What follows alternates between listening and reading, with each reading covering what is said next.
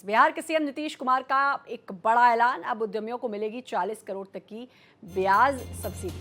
उद्यमों को मिलेगी 30% की पूंजीगत सब्सिडी। बिहार औद्योगिक निवेश प्रोत्साहन पैकेज 2025 लागू। निवेश को बढ़ावा देने के लिए दी जाएगी निःशुल्क भूमि।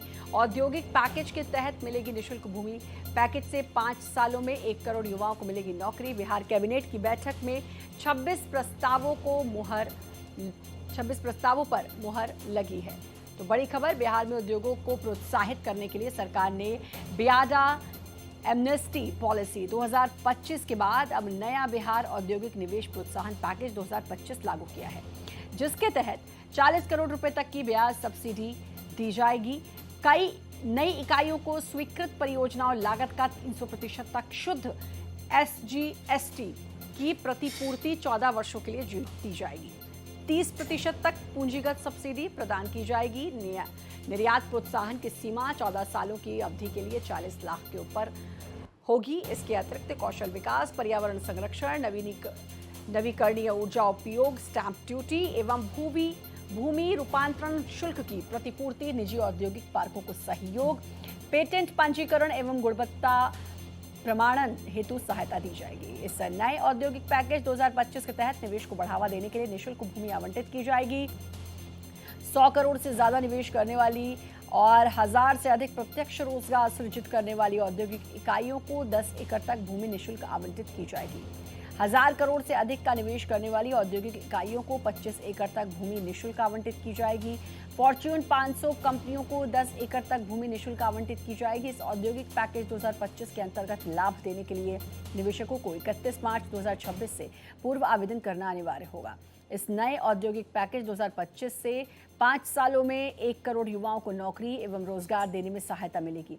इस पहल का उद्देश्य है कि बिहार में उद्योगों को और ज्यादा बढ़ावा मिले, बिहार के युवा दक्ष एवं आत्मनिर्भर हों तथा उन्हें राज्य के अंदर ही अधिक से अधिक रोजगार मिल सके और उनका भविष्य भी सुरक्षित हो सके।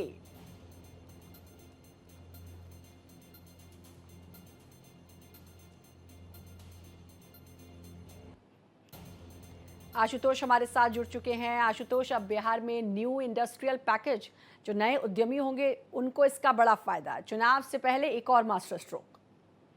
बेशक इससे भी बड़ा मास्टर स्ट्रोक लगने वाला था, लेकिन इस कैबिनेट में उसकी मंजूरी नहीं हुई। इस बात की चर्चा थी कि जिस योजना के तहत तेजस्वी यादव लगातार प्रभाव डाल रहे हैं, कहीं उस योजना की मंजूरी न मिल जाए। लेकिन जो गैप थे उस खाई को पूरा करने के लिए आज की जो कैबिनेट है उसमें कई अहम प्रस्तावों पे फैसले लिए गए हैं। 26 प्रस्ताव लिए गए हैं, जिसमें सबसे अगर इम्पोर्टेंट की बात करें तो इंडस्ट्रियल स्वरूप को बढ़ाने के लिए बड़े निर्णय लिए गए हैं। साथ ही किसान सलाहकारों के मानदेय में बढ़ोतरी की गई है। डीलर्स जो होते हैं यानी राशन दुकानदार, उनके जो भत्ता है उसमें बढ़ोतरी की गई है। तो छोटे छोटे खाई को पाटने की हर संभव कोशिश की गई है ताकि कहीं से किसी की कोई नाराजगी न हो। इसके अलावा बांका में एक पुलिस प्रशिक्षण केंद्र बनाने की घोषणा की गई है, जिसमें 50 एकड़ के आसपास भूमि थी जो गैर मजरूआ जमीन थी और उस जमीन पर एक सिपाही प्रशिक्षण केंद्र बनाया जाएगा।